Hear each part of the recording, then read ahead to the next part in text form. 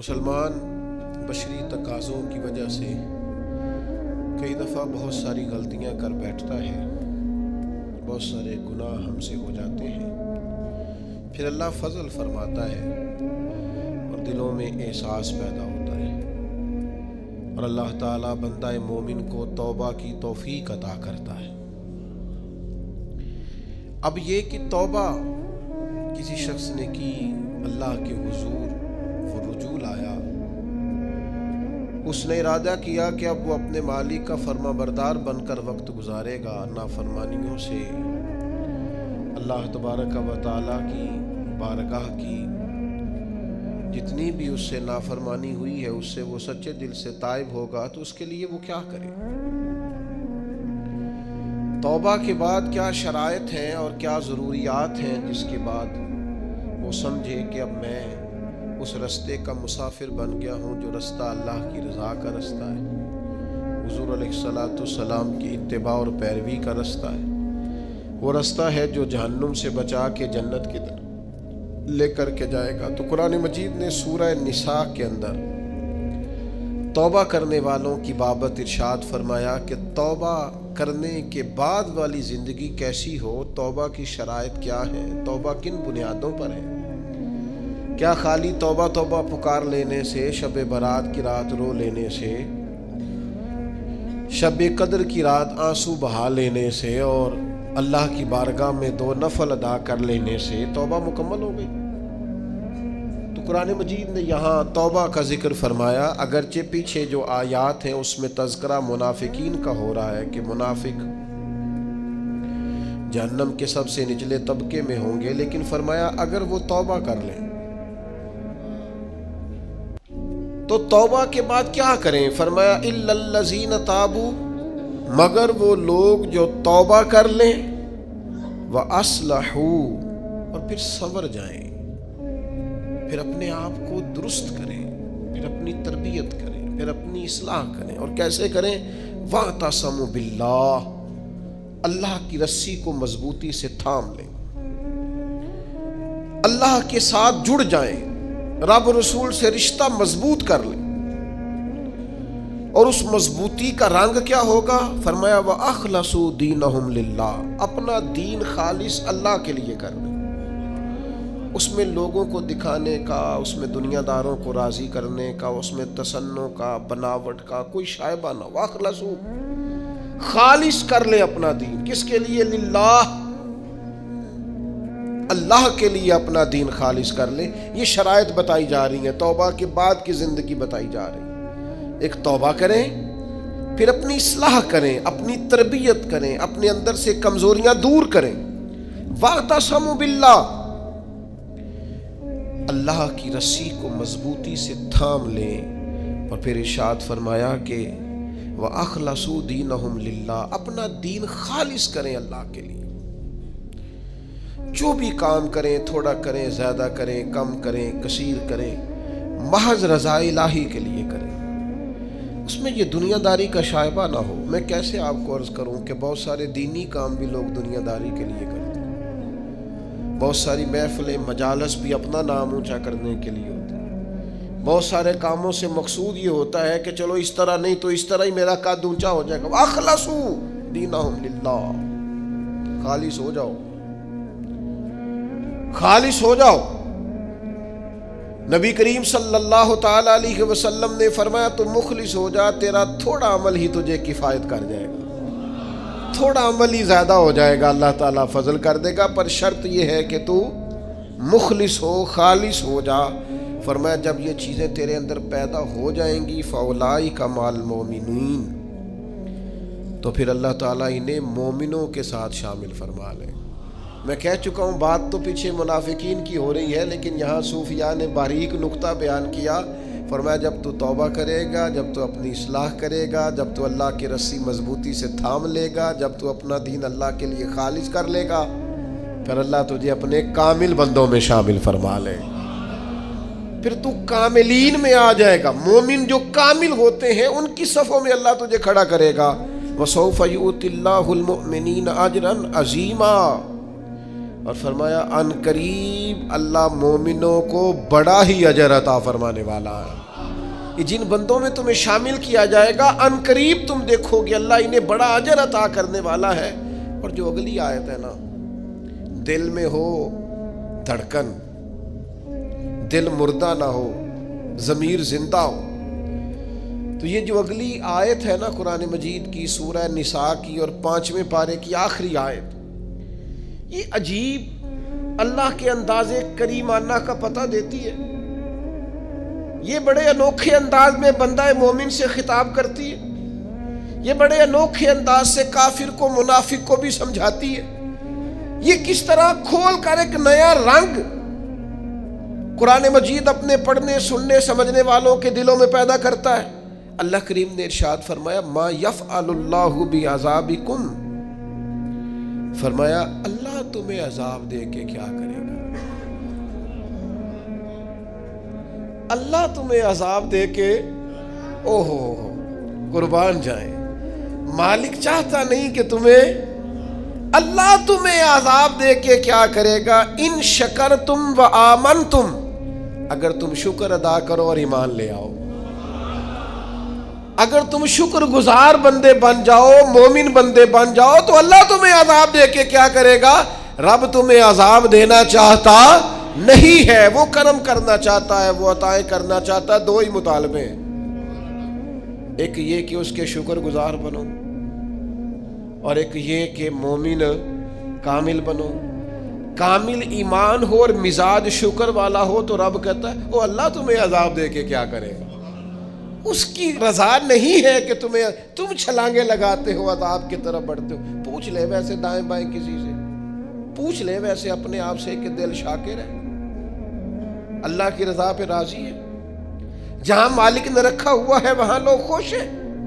ہمارے مزاجوں سے تو حل میں مزید کی طلب ہی نہیں جاتی. یہ کوئی نہیں، وہ کوئی نہیں، یہاں پریشانی، وہاں دکھ، یہاں آزمائش، ہر وقت کے شکوے، ہر وقت کی پریشانیاں، ہر وقت کی آزمائشیں ہم نے اوڑھ رکھی ہیں. فرمایا اللہ تمہیں عذاب دے کے کیا کرے گا اگر تم شکر کرو، اگر تم ایمان لاؤ. اور مزے کی بات دیکھو، شکر اتنی بڑی نعمت ہے کہ ایمان کا ذکر بظاہر بعد میں کیا، شکر کا پہلے کیا ہے. اور یہاں علماء نے لکھا ہے کامل مومن بھی وہی ہوتا ہے جو رب کا شکر گزار ہوتا ہے، جس کے مزاج میں شکر کوئی نہیں نا، اس کو ایمان کی وہ خاص لذت بھی نصیب نہیں ہوتی. اور آگے پتہ کیا ارشاد فرمایا، وہ تمہیں عذاب دے کے کیا کرے گا اگر تم شکر کرو اور ایمان لے آؤ. وَقَانَ اللَّهُ شَاكِرًا عَلِيمًا، اللہ تو قدر کرنے والا ہے، اللہ تو قدردان ہے، اللہ تعالیٰ تو صلہ دینے والا ہے، اور علیمہ وہ جاننے والا ہے تمہارے دلوں میں کیا ہے. تم اگر شکر کر لو، تم اگر ایمان لے آؤ تو اللہ تمہیں عذاب دے کے.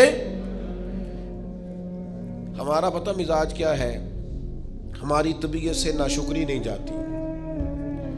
ہمارے مزاجوں میں نہ ایک بات پیدا ہو گئی ہے کہ میں دکھی ہوں، فلانا مجھ سے بڑا اچھا ہے، اس نے نا ہمیں مضطرب کر دیا ہے، بے چین کر دیا ہے. دکھ ہے کیا، دکھ ہے کیا. درویش کہتے ہیں دکھ یہی ہے، تیری مرضی اور ہے، رب کی مرضی اور ہے. جب تیری اور رب کی مرضی ایک ہو جائے پھر دکھ ہوتا ہی کوئی نہیں، پھر سکھ ہی سکھ ہے. جہاں رب رکھے تو شکر گزار ہو جا تو سکھی ہے. دکھ یہ ہے کہ تو کہتا ہے جو اللہ نے کیا ہے شاید معاذ اللہ وہ ٹھیک یہ ہونا چاہیے تھا. تو یاد رکھنے کی بات ہے، سمجھ لیں اس کو. توبہ کے بعد جو اپنی زندگی ہے اس کو کس طرح گزارنا ہے اسے سمجھیں. آ گئی شب برات، ساری رات روئیں گے مسلمان، پھر کیا بدل جائیں گے؟ پھر سویرے جھوٹ ختم ہوگا معاشرے سے. لاکھوں جو اکٹھے ہو کے ایک جگہ پہ توبہ کریں گے تو کیا پھر ملاوٹیں ختم ہو جائیں گی، رشوتیں ختم ہو جائیں گی، بددیانتیاں ختم ہو جائیں گی، ماں باپ کی نافرمانیاں ختم ہو جائیں گی؟ کیا معنی ہے رونے کا؟ توبہ کا معنی کیا ہے؟ او بھائی مزاج کو سمجھیں، دین کی حقیقت کو سمجھیں. توبہ جب آپ کریں گے تو اس کے لیے ضروریات کیا ہے؟ سب سے پہلی بات تو یہ ہے کہ توبہ کرنے کے لیے ندامت کی ضرورت ہوتی ہے. نبی اکرم صلی اللہ تعالی علیہ وسلم نے ارشاد فرمایا، یہ احمد بن حنبل میں بھی حدیث ہے، مسند امام احمد بن حنبل میں، ابن ماجہ میں، دیگر کتب حدیث میں بھی محبوب نے فرمایا، ندامت کا نام توبہ ہے، شرمندگی کا نام توبہ ہے، غلطی کر کے احساس ہو جانے کا نام، اور جن لوگوں میں احساس نہیں ان کی کوئی توبہ نہیں۔ مجھے یاد تو نہیں جی کبھی کسی کا دل دکھایا ہو، مجھے یاد تو نہیں کبھی کسی کا برا چاہا ہو، مجھے یاد تو نہیں کبھی کسی کا نقصان کیا ہو، پر میں اللہ کی بارگاہ میں توبہ کرتا ہوں۔ بھئی آپ پاک صاف اتنے ہیں تو توبہ کس بات کی؟ آپ میں جب ندامت ہی نہیں پیدا ہو رہی، آپ گناہ کو گناہ ہی تسلیم نہیں کر رہے، اپنی غلطی نہیں مان رہے، تو توبہ کاہے کی؟ تو توبہ کرنے سے پہلے احساس پیدا کرنا، ندامت پیدا کرنا، شرمندگی دل میں پیدا ہونا، یہ تو پہلی سیڑھی ہے۔ اور اگر یہ سیڑھی حاصل نہیں ہے تو پھر توبہ انسان کو میسر آ سکتی؟ حضرت عمر فاروق رضی اللہ تعالیٰ عنہ ارشاد فرمایا کرتے تھے، جو لوگ زیادہ کثرت سے توبہ کرنے والے ہیں، استغفار کرنے والے، ان کے پاس بیٹھا کرو، ان کے دل نرم ہوتے، ان کی صحبت اختیار کیا کرو، مزاج کے نرم ہوتے۔ کیوں؟ کہ ان کے اندر احساس ہوتا ہے ہم سے غلطی ہو گئی، انہیں خیال آتا ہے۔ آج ہمارا سب سے بڑا مسئلہ یہ ہے کہ ہمیں احساس ہی نہیں اپنی غلطیوں کا۔ مومن کی شان یہ ہے کہ وہ رائی کے دانے کے برابر کبھی غلطی کرے تو اسے پہاڑ محسوس ہوتی ہے، اوہ مجھ سے تو بڑا گناہ ہو گیا۔ اور منافق کی علامت یہ ہوتی ہے کہ پہاڑ کے برابر گناہ کرتا ہے تو رائی سمجھتا ہے، کہتا ہے کچھ بھی نہیں، ساری دنیا نہیں کرتی، پھر کیا ہو گیا؟ ہو جاتا ہے انسان نہیں۔ مومن ڈرتا ہے، احساس ندامت ہر وقت اسے بے چین رکھتا ہے۔ اللہ کے بندے ہمیشہ ندامت کے ساتھ رہتے ہیں۔ دلوں میں احساس تو پیدا کرے، طبیعت تو ہو یار کہ مجھ سے غلطی ہوئی ہے۔ سیدہ عائشہ صدیقہ فرماتی ہیں، حضور نے فرمایا جو بندہ اعتراف کرتا ہے نا، مالک مجھ سے غلطی ہو گئی، اعتراف گناہ کر کے معافی مانگتا ہے، تاب اللہ علیہ، اللہ اس کی توبہ کو قبول فرما لیتا ہے۔ اعتراف ہی نہیں، ہم نے جرم کیا ہی کوئی نہیں، ہمارے اندر کوئی غلطی ہے ہی نہیں سرے سے۔ جب ہم یہ ماننے کو تیار نہیں تو پھر مجھے بتائیے معنی کیا ہوا؟ اور دوسری بات قرآن نے کہی، وَأَصْلَحُوا، پھر وہ اپنی اصلاح بھی کرے، پھر گناہ چھوڑ دے جس سے توبہ کی، پھر دوبارہ اس خطا کے پاس نہ جائے، پکا ارادہ تو کرے کہ آج کے بعد دوبارہ یہ جرم نہیں کرنا، لیکن توبہ بھی خوب کی، شب برات کی ساری رات روئے، عمرہ بھی بہت کثرت سے کیا، وہاں جا کے بھی بڑی معافیاں مانگی، لیکن واپس آ کے وہ گناہ چھوڑا ہی نہیں۔ وہ جس غلطی کی توبہ کی تھی اس کی اصلاح ہی نہیں کی، اپنے آپ کو بدلا ہی نہیں۔ تو بھائی بچہ چھٹیاں کر کے آتا ہے، استاد کہتا ہے میں تمہیں کلاس میں نہیں رکھوں گا، یہاں سے نکل جاؤ، تو وہ طالب علم کہتا ہے کہ استاد جی آئندہ چھٹی نہیں کروں گا، آئندہ چھٹی مجھے معاف کر دیں، میں آئندہ غیر حاضری۔ یہ کیا ہے؟ یہ اس کی توبہ ہے۔ اگر وہ کہے کہ جناب آپ معاف بھی کر دیں پر اگلے ہفتے 2 چھٹیاں میں نے دوبارہ بھی کرنی ہے، تو استاد رکھ لے گا، تو اسے کہیں گے تو فارغ ہے۔ وہ یقین دلاتا ہے، پھر اپنی اماں سے سفارش کراتا ہے، فون کراتا ہے، ابا جی کا فون کراتا ہے، گھر سے وہ کسی سفارشی کو لاتا ہے، کہتا ہے جناب یہ مہربانی کریں، یہ میں ان کو ساتھ لایا ہوں، میں آئندہ چھٹی، غلطی ہو گئی، بھول گیا تھا۔ وہ بار بار کہتا ہے جی آج کے بعد ہوا تو جو مرضی کر لیجئے گا، آج کے بعد اگر غلطی ہوئی تو پھر آپ جو مرضی فیصلہ کیجئے گا۔ یہ غلطی آئندہ نہ کرنے کا ارادہ توبہ ہے، لیکن ساری رات شب برات پہ رو کے سویرے ہی دکان کھولتے پہلا جھوٹ بول دینا اور کہنا میں توبہ کر کے آیا ہوں۔ حضرت ذوالنون مصری رحمت اللہ تعالیٰ علیہ فرماتے ہیں گناہ سے باز آئے بغیر توبہ کرنا جھوٹے لوگوں کا طریقہ ہے۔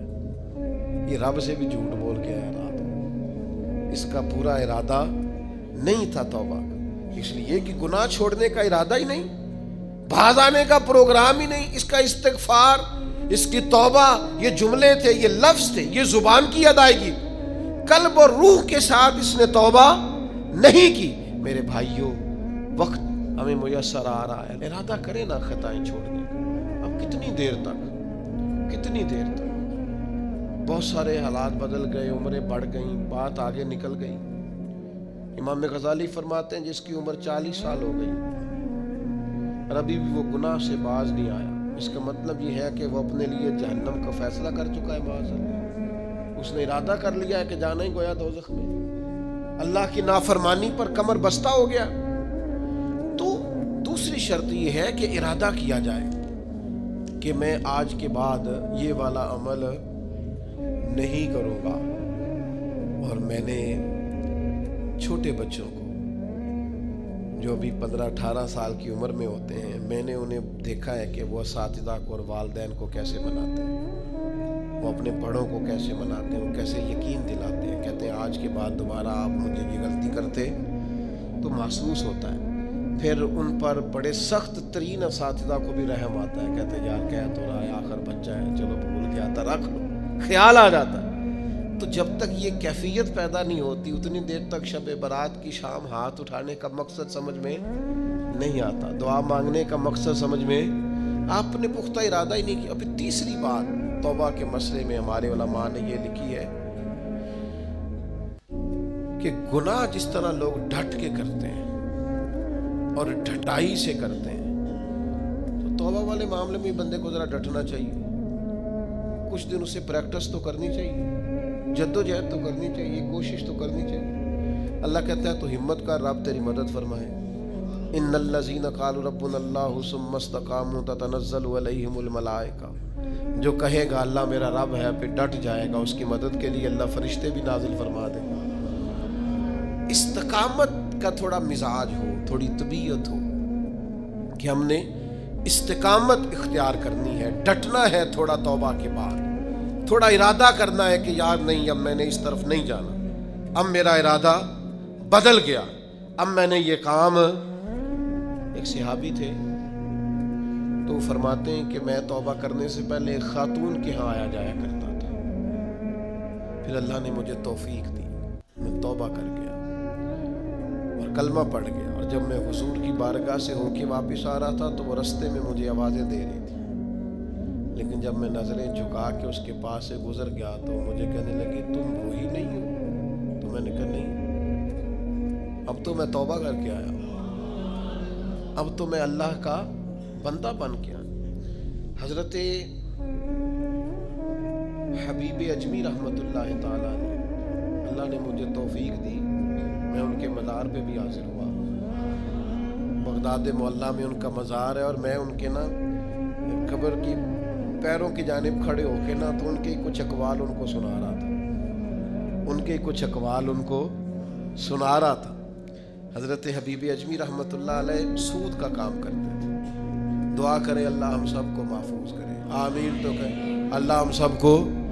اب لوگوں نے بغلوں میں فتوے بھی رکھ لیے ہیں، کل پرسوں میرے پاس ایک صاحب فتویٰ لے کے آئے، فلانے مولانا صاحب نے کہا فلانی بینک کا سیونگ اکاؤنٹ بھی ٹھیک ہے، یہ میری بغل میں فتویٰ ہے تو یہ آپ پڑھ لیں۔